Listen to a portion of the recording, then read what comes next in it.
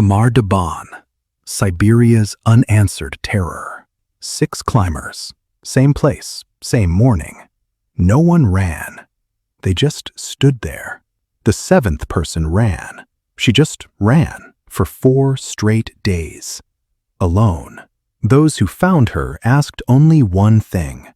"What did you see there?" She didn't answer. She couldn't. She didn't speak about what happened that day at Khamar-Daban. For years.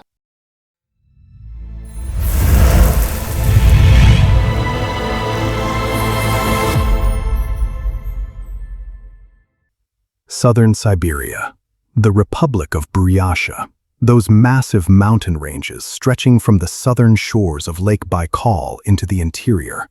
Khamar-Daban. Tourist guides describe it as challenging but rewarding. Every summer, hundreds of hikers traverse these routes, pitch tents, take photos, and share them with friends. But those who have lived in the region for generations know this mountain very differently. If you ask them, they change the subject. If you insist, they fall silent and look away. Because people who get lost on this mountain don't just lose their way, they lose something else. August 2nd, 1993. The first light of dawn. Murino village. 7 people set out. Leading the way was Lyudmila Korovina, 41 years old, an experienced mountaineering instructor, holder of the Master of Sport title.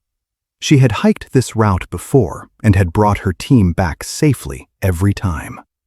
With her were 6 of her students. Tatyana Filipenko, 24 years old. Aleksander Krysin, 23 years old. Denis Shvachkin, 19 years old.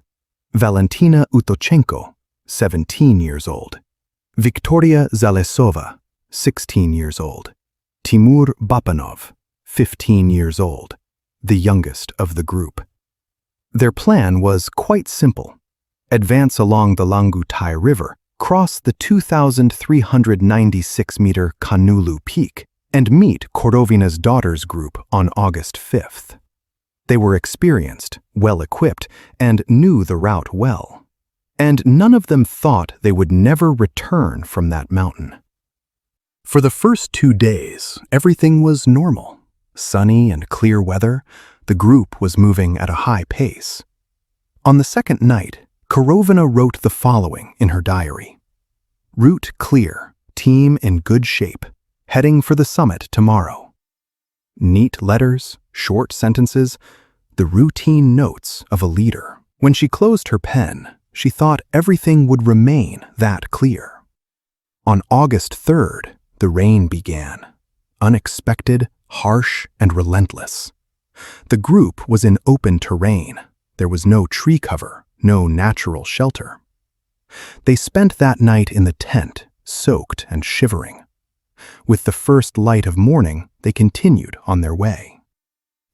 The morning of August 5th, the group lit a fire and prepared breakfast. It seemed like an ordinary day. Everything was normal. Then they continued their hike. At 2,396 meters above sea level, in the open terrain just before the summit, Aleksander Krysin suddenly stopped. He froze in place like a statue. He didn't drop his pack.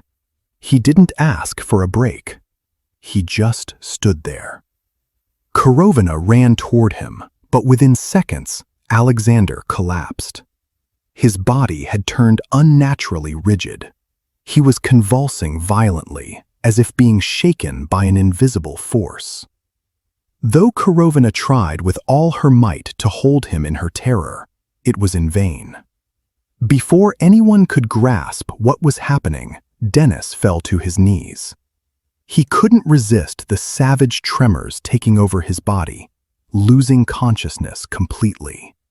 His body, flailing uncontrollably against the rocks, turned into a scene of helplessness that tore through the silence of the mountain and was painful even to watch. Right next to them, Tatyana collapsed. Her fingers were locked around her throat.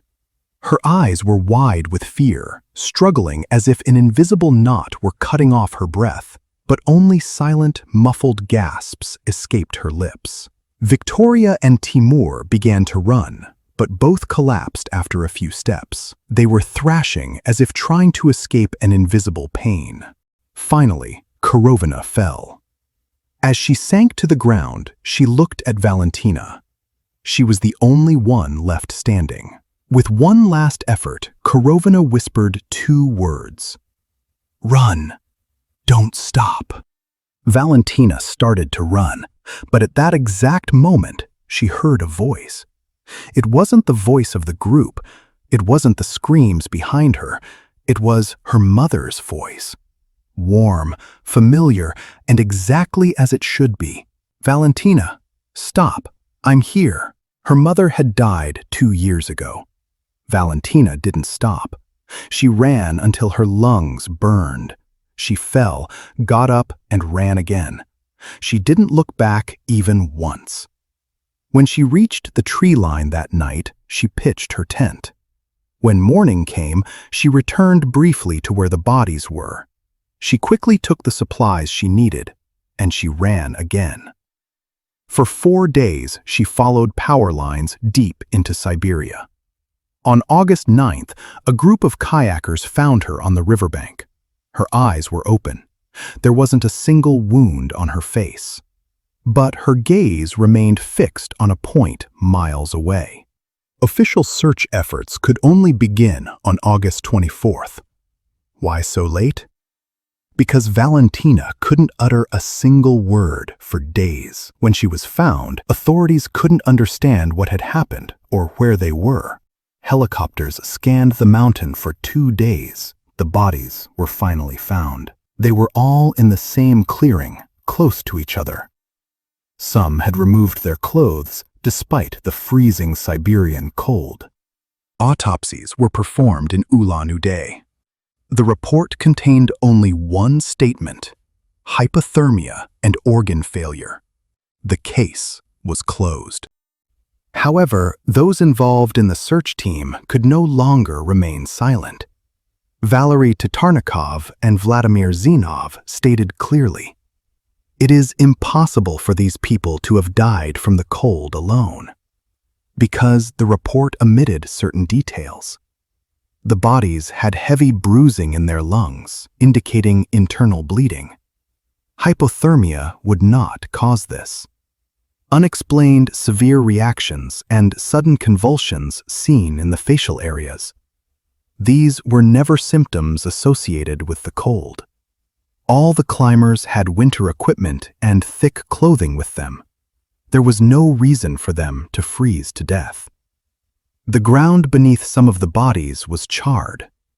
A heat coming from the ground up, the source of which was never identified. And a note was made that Korovina had used fresh mushrooms in the breakfast she prepared for the team that morning. The species of that mushroom was never determined. Different theories were proposed over the years. Poisonous mushroom. Certain species growing in parts of Siberia can cause panic, hallucinations, and sudden organ damage. The symptoms overlap, but Valentina had eaten the same mushrooms. Contaminated water. The Langutai River was known to be contaminated with industrial waste, but Valentina had drunk that water too. Infrasonic sound waves. Inaudible, low-frequency sounds. It is a scientific fact that certain frequencies cause panic, visual hallucinations, and internal organ damage. The geological structure of the mountain was conducive to producing these waves, but no measurements were ever taken. Nerve gas. There were reports of secret chemical tests being conducted in the region during the Soviet era. The symptoms matched nerve gas poisoning perfectly. In 2018, Valentina Utochenko gave a public interview for the first time in 25 years. She rejected all the mysterious theories. Her own theory was pulmonary edema. However, even though Valentina tried to name this horror with a medical term years later, what happened that morning had long since exceeded the limits of a simple medical explanation. She never fully explained exactly what she saw that morning, or how she heard that voice. Perhaps some things cannot be voiced. Even if voiced, they are unbelievable.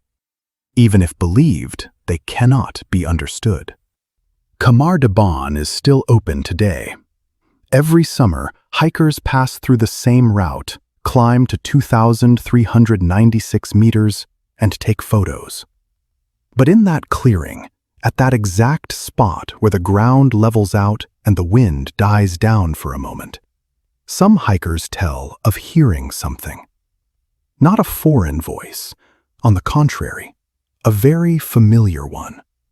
A voice of someone they know very well, calling their name. Valentina heard that voice. She didn't stop. She didn't answer. And that is why you can listen to this story. Because those who answered never returned again.